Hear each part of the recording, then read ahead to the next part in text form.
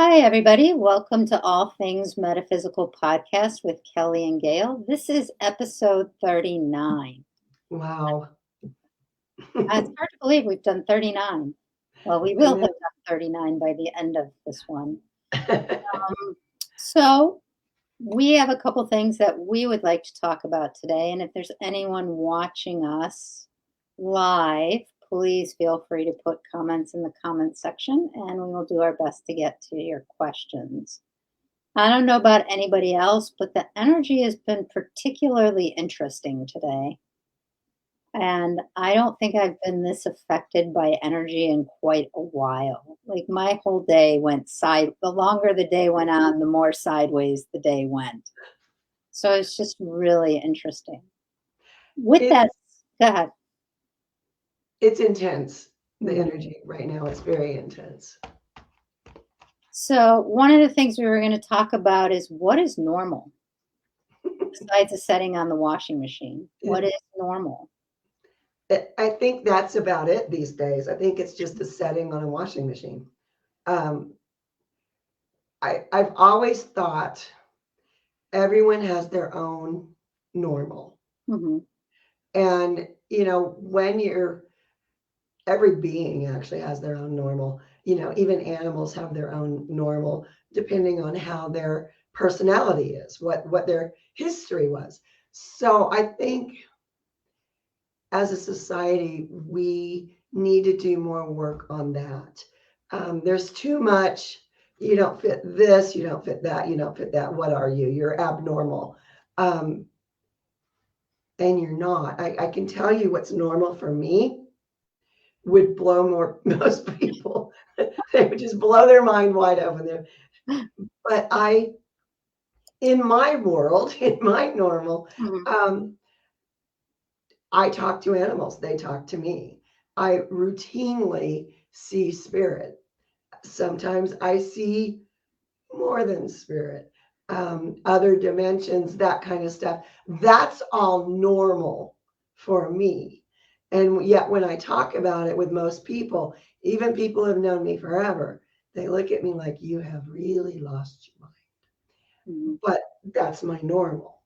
So, what really is normal? I think we've put too much emphasis on trying to fit in and trying to be normal. And I think that is one of the reasons as a species, we kind of went, down the wrong path. Acceptance. We've lost the acceptance part of humanity. So where it used to be, at least when I was a kid, if there was someone around or someone in the town and you would see them and, I wasn't told there was something wrong with them. I was told, I really don't want you associating with that person. And I would say, well, why? To me, that makes them more intriguing. And no one ever used normal, but they would say things like, well, I just don't trust them.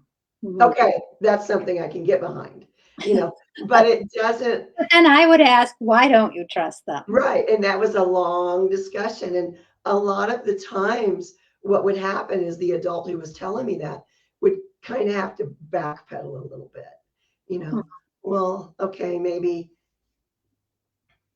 I don't have a reason for just not trusting them. I just don't, which is an honest answer. But it never dissuaded me from hanging out with them. Hey, they don't trust you. Why? And as a kid, I was brutally honest. I was trying to hyphenate words there. And I would ask, hey, they don't trust you. Why? Well, I think one of the things you're talking a little bit about too, and correct me if I'm wrong, is that people have that gut instinct, but a lot of people don't know how to translate that into words. So it's saying like, something's just off. I can't put my finger on what it is. And, as a curious kid, you're like, well, I want to know what it is. Let's right. Know what it is. There's a reason, blah, blah, blah, blah, blah. But I think a lot of people get these reactions, but they don't know how to trust them and they don't know what to do with that information. And that's kind of, we'll go off on a little tangent here, which really does fit, but that's when you're starting to get, Hmm. messages, or you're starting to get those feelings and you don't know how to define them. A lot of the time, you really need to go down that rabbit hole. Hmm. You can really save yourself some pain and suffering later on by trusting those gut instincts or those weird feelings. I know someone who, this is on the other side of the country from where I am, but she moved there not knowing anyone. She bought a house off the internet, never saw it in person. And she's calling me going, I think the devil lives here. What do I do? Well, why did you buy a house off the internet? And, in the disclosures, it did say people think the house is haunted. So that gut instinct didn't quite work for her. She didn't trust it. She had it. Hmm. Before she bought the house, I said, well, how do you feel about it? Well, I don't know. There's just something off about it, but I think it'll be okay. Okay, well, why didn't you trust that there's something off about it? Hmm. At least go visit it before, you spend whatever it was that she spent on it. Hmm. And She still have the house, or did she? Was yeah, she? she just moved in like a couple weeks ago. This is a recent thing. Okay. And, I talked to her, well, almost every day since she's moved in. And she's like, something growled at me in the basement. Oh, well, that's not a good thing. Have you called the exterminator? Do you have a raccoon in your basement? Because they will growl at you. But it just really brought home to me. She had those gut feelings, Hmm. and she just did not listen to herself. And that is probably the most important lesson that I learned through life is when you get those gut feelings, you really have to pay attention. Now, yeah, it might be something that can be fixed, Hmm. but is that really where you want to put your energy? Maybe not. It's an interesting dilemma. Yeah, it's so yeah, I'm going to clear it from here tonight. That'll be interesting too. You get all the really fun jobs that I don't want. Well, sometimes, and we were talking before the show, sometimes paranormal investigating is hilarious, Hmm. absolutely hilarious. And what people don't understand is, however the deceased was in life, they're going to be that way in death too. And sometimes if you have someone that, and I found this with my own brother who passed away, he was hilarious from the other side. But I did an investigation last night. There was a woman who lost her brother too, roughly about the same time that I did.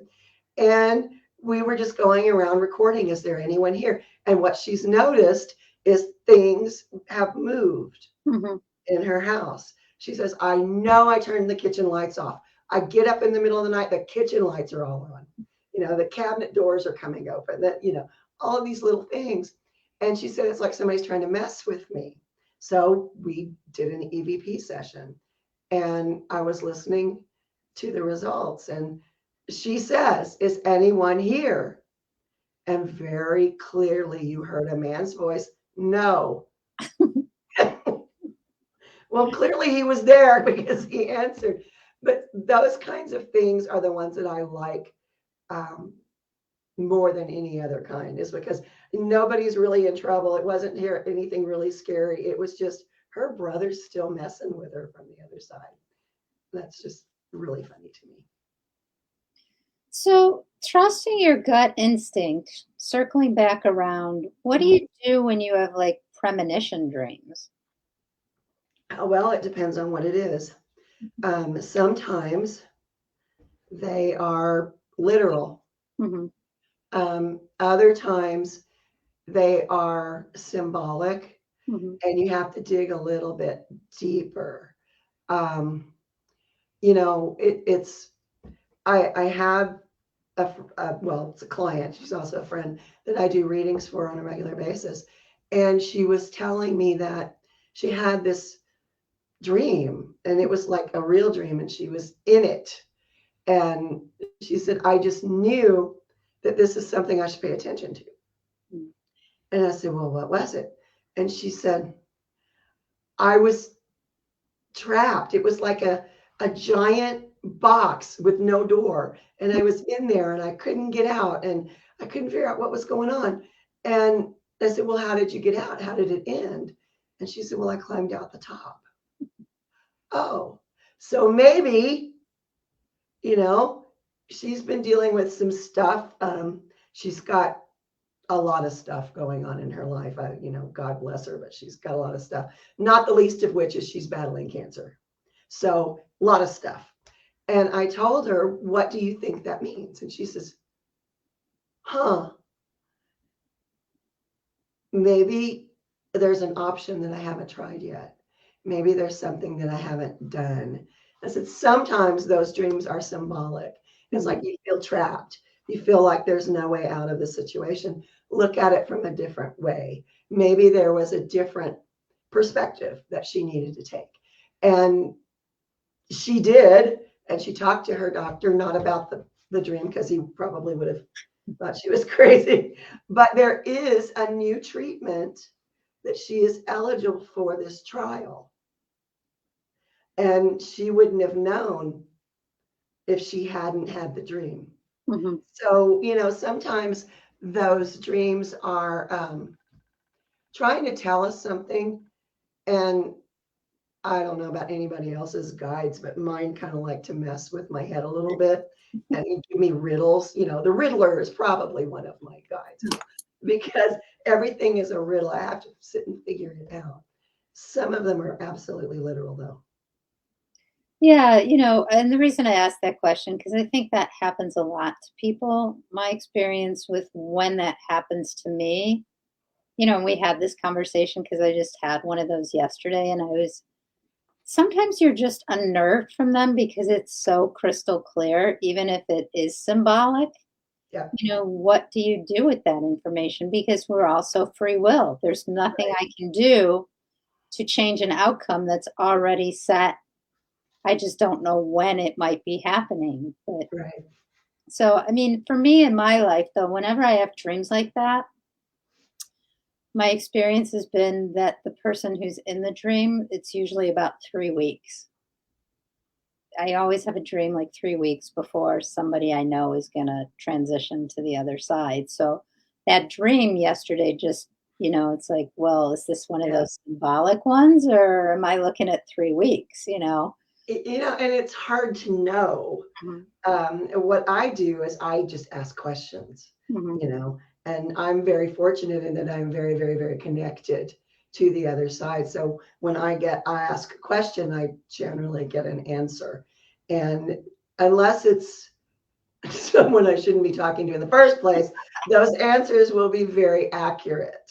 It's Um, funny, they told me that they won't answer because if I know if it's symbolic or real, I will do something to interfere. and that's possible too. Yeah. So, Yeah, that's possible too. so stay tuned. I'll fill everyone in about 3 weeks. Very cool. So we have some people watching us live right now. If you guys have any questions or anything that you want us to talk about, please put it in the comments section. We have not historically mentioned people's names just because we don't know who's going to be watching it. And so we always just said our viewers. So we have some people watching us. Thank you for tuning in to us live today. And if you have any questions or things you want us to talk about, please put it in the comment section and we will be happy to do that. So yeah, I mean, I think that, here's the thing, and here's the thing that for myself, and I'll just make myself a little vulnerable right now, is sometimes the struggle that I have is it a gift or a curse to know what I know? Because I think at some point it becomes that when you get enough knowledge and you understand how enough things work in the universe and what messages they're giving you, or you get premonitions about what's going to happen in the world, and then like 2 weeks later it happens, is it a gift or a curse to know that? Lately I think of it more as a blessing, but I can't say that I always have. when Oh no, I most of my life I thought it was a curse.